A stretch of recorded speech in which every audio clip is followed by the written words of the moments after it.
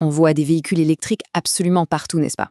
Mais ce qu'on sait moins, c'est qu'il y a un problème caché, une sorte de bombe à retardement juste sous nos pieds, qui pourrait coûter très très cher à des millions de personnes. Et aujourd'hui, on va tenter de la désamorcer ensemble. Regardez bien ce chiffre, 8 082 euros.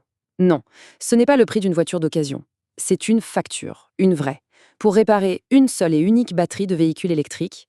La cause? Juste un carter un peu abîmé et quelques modules endommagés. Franchement, un petit pépin qui pourrait arriver à n'importe qui. Et forcément, ça fait réagir. Ce commentaire qu'on a trouvé sur un forum en ligne, il résume parfaitement le choc. Ce n'est plus juste un chiffre sur un devis. Là, ça devient un véritable coup de massue pour le portefeuille. C'est énorme. Mais alors, la question qu'on se pose tous, c'est pourquoi? Pourquoi est-ce que ça coûte si cher? Eh bien, la réponse est au cœur même de la conception de la plupart des voitures électriques actuelles. En fait, on a affaire à deux mondes. D'un côté, la voiture traditionnelle, mécanique, avec des pièces qu'on peut changer. De l'autre, la voiture électrique moderne, qu'on peut voir comme un iPad sur roue. C'est un objet magnifique, super intégré, mais complètement scellé. Et comme pour un smartphone, quand un petit composant lâche, on ne répasse pas, on remplace tout le bloc. Et le pire, c'est que la tendance actuelle ne fait qu'aggraver les choses. Avec ce qu'on appelle les architectures cell-to-body, les cellules de la batterie font maintenant partie du châssis de la voiture. C'est peut-être génial pour optimiser l'espace, mais pour la réparation, c'est un véritable cauchemar. La batterie n'est plus une pièce, c'est la structure même de la voiture. Et les conséquences de cette philosophie, elles sont catastrophiques. Un seul petit module qui flanche et hop, il faut changer tout le pack batterie. Un petit choc sur le dessous et l'assurance peut décider que la voiture ne vaut plus le coup d'être réparée. Le garagiste du coin est complètement dépassé. On se retrouve à transformer une voiture, censée être l'avenir durable, en un objet de consommation quasi jetable. Bon, le tableau est un peu noir, je vous l'accorde. Mais face à cette impasse, une solution émerge. Une idée à la fois radicale et pourtant d'une simplicité déconcertante. Une idée qui remet tout à plat. Voici le concept, l'unité d'énergie scellée, ou UES. Pensez à un atome, la brique de base de toute matière. Eh bien l'UES, c'est ça, mais pour l'énergie. L'idée, c'est de créer une sorte de brique Lego standard, un module universel que tous les constructeurs automobiles pourraient utiliser. Et attention, ce n'est pas juste une idée en l'air. Les spécifications sont ultra précises, pensées pour être appliquées dans le monde réel. Prenez le poids, par exemple, 22 kg.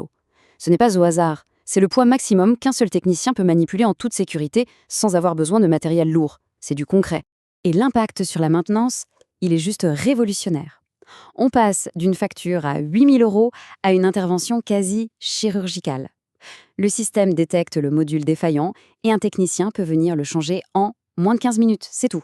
Le problème est réglé, vite et bien.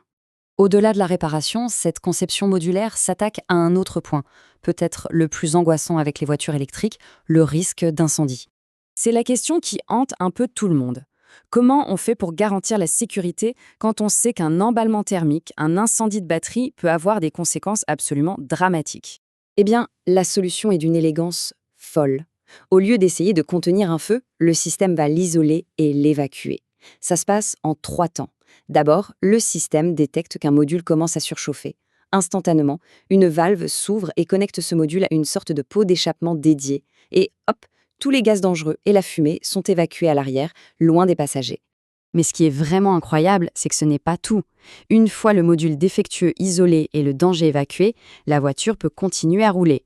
En mode dégradé, bien sûr, mais elle permet de se mettre en sécurité. C'est un principe de fiabilité qui vient tout droit de l'aviation. C'est un pas de géant pour la tranquillité d'esprit.